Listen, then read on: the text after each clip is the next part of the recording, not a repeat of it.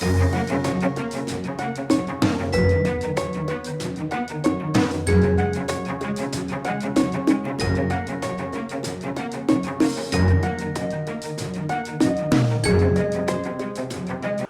up, ladies and gentlemen, YouTube, everybody out there? It's Philip20, and I'm back. Check this out. So I've got this coil here. Basically, it's not inside the unit. I want to show you what I had to do before I could prep for this. There's an aluminum rod that fits through here inside this piece of Rubitech. So basically what it does is just, it fits inside and bends down on both ends, and it's taped on one side. And I just bent these flaps over with my hands. It's not that big a deal because this will catch on fire as soon as I start heating this up. I'm going to heat this up to, I have no idea what temperature because there's no instruction manual with this stuff here. So it's B0M-QX8QJY. At the end of this video, you'll know if this thing holds pressure over short periods of time, but not long periods of time. So I still can't recommend this for refrigerant applications, but I'm pretty sure you might be able to get a good idea on your applications. This is a refrigerant. This unit has oil inside of it, so there's a good chance that it might not seal because of oil. Also, I got to fix this leak here. There might be leaks on the other side where my torch gauge pressure reducing valve basically dropped onto it and rubbed all over it. If it knocked a hole in it, we're going to try to fix that one too, but we know for sure there's a hole here, and we can pressure test this system with like 300 psi and find out how bad it's leaking. You know, but what we're going to do is we're going to knock a hole inside this pipe. We're going to put this expansion valve in there. We're going to seal these two pipes off, and then we're going to put a service port in there so we can pressurize it back and forth that as needed. I'll just seal this end off on the expansion valve, and then I'll pressurize this side with a tube. I don't know, it might be easier to seal this one off. It'll seal up either way.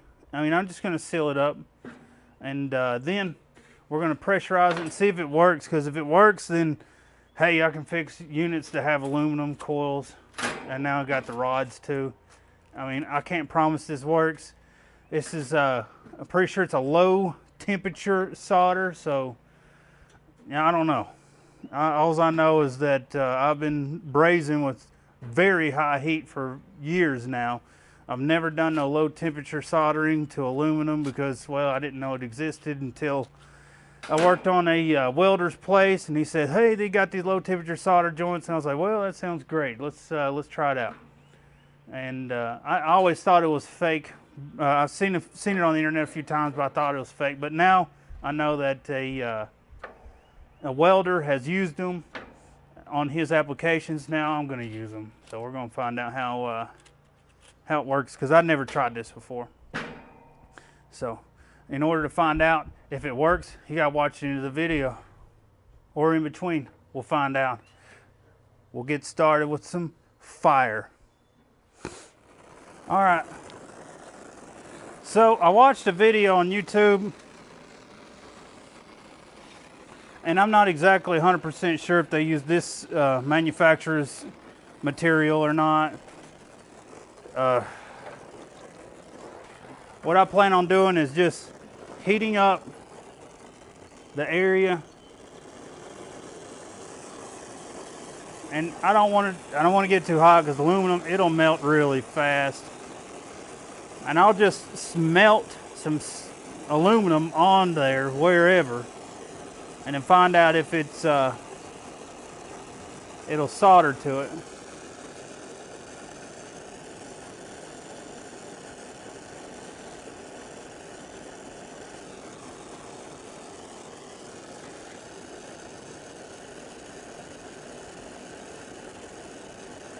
And my impression is it's probably similar to any other soldering. You want to heat up the material and then solder to it. But you see I'm waving this.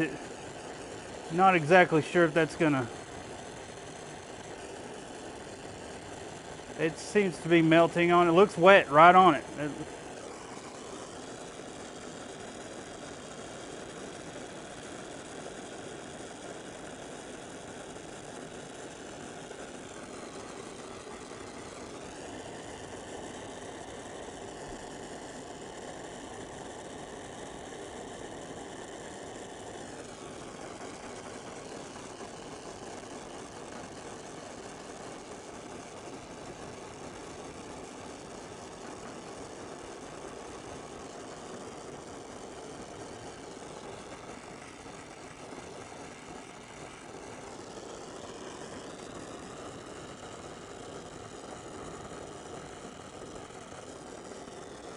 It probably ain't gonna work.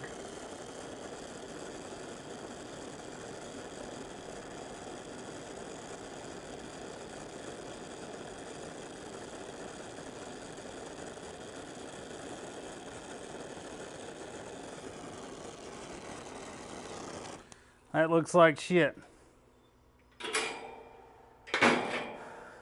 And my torches are too hot for this application by a long ways.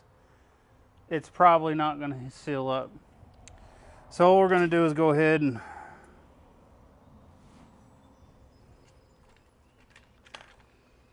we're going to solder up our joints here.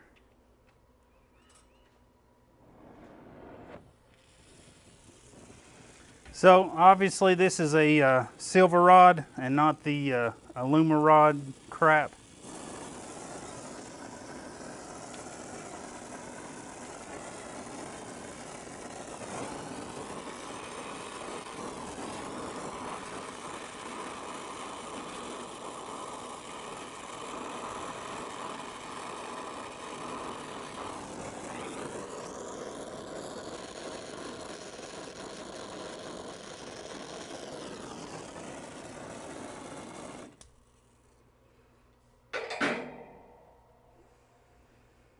All right, now we're going to solder this cover here.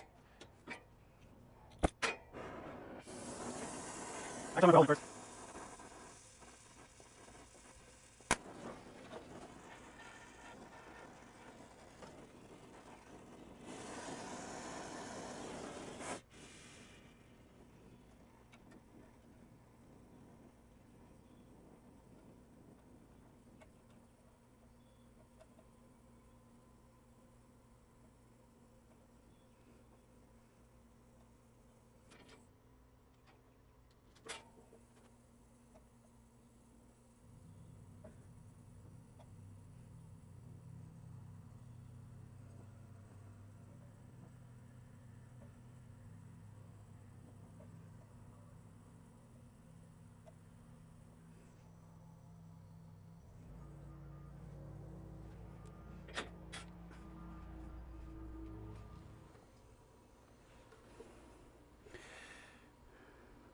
I believe the expansion valve is slowing down the refrigerant that's going in.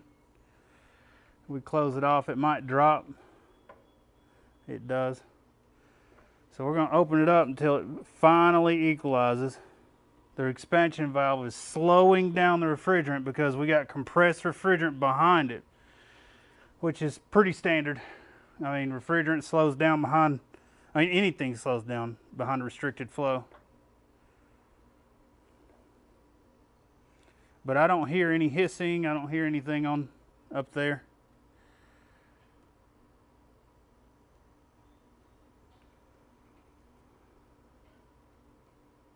All right, now it's 305 psi. That's pounds per square inch.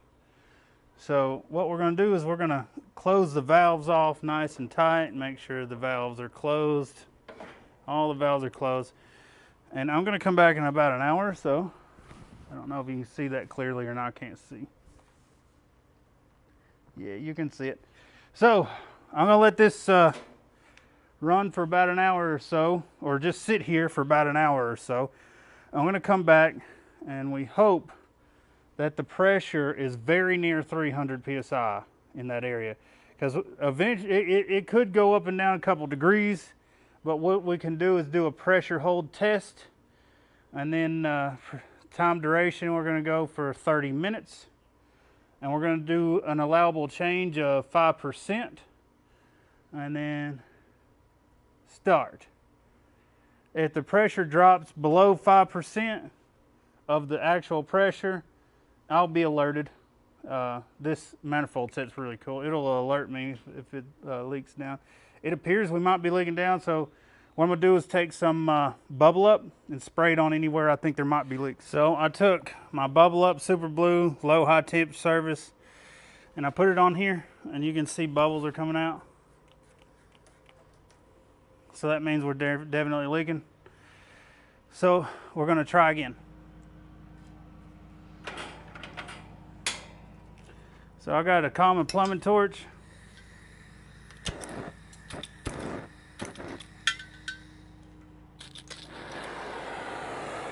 And I can't even see the flame, but we're gonna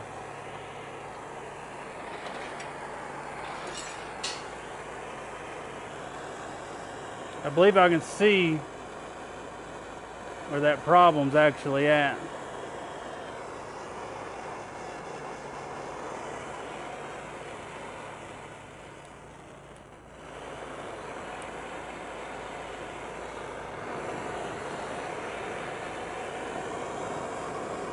If I can get that solder on the other side of this fin, it'll cover all the way around it, I believe.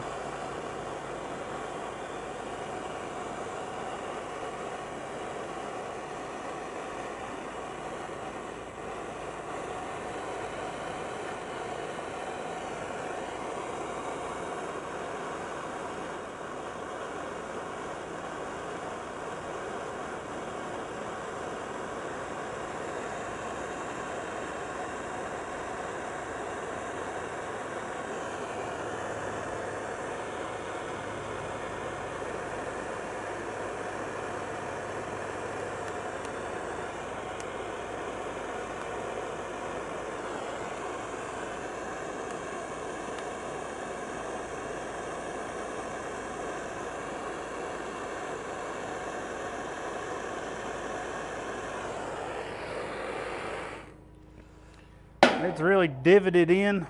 You can see where this is straight and this is divoted in. I mean, this aluminum is so thin, it just melts. If we ever get this work, it'll be a miracle. I tried to seal it up again. There's a bunch of blobs that lowered down. I think I got some in there. We're gonna put some pressure on it again.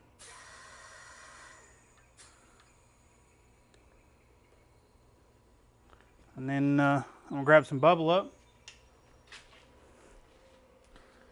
And we're gonna see if this actually works. It did not. It seems to be leaking all the way from the top to the bottom.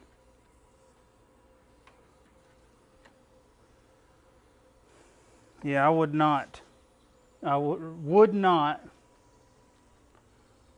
do this in the hopes to fixing somebody's unit. It just would not be dependable.